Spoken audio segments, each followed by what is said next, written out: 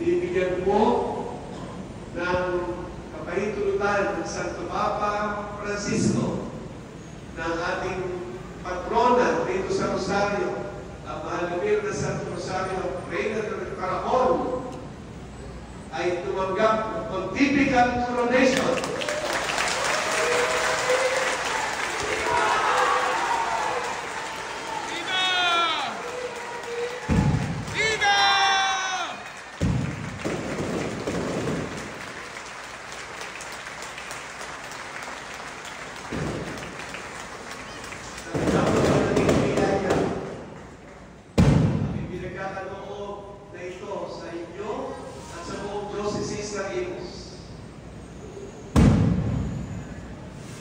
Isang napakalaking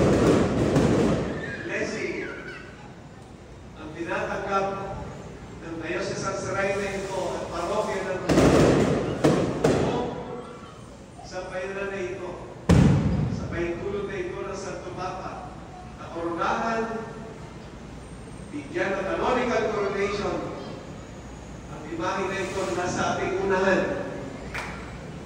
Bilang pagkilala buong simbahan, hindi na lamang ang simbahan lokal natin dito sa ating diocese,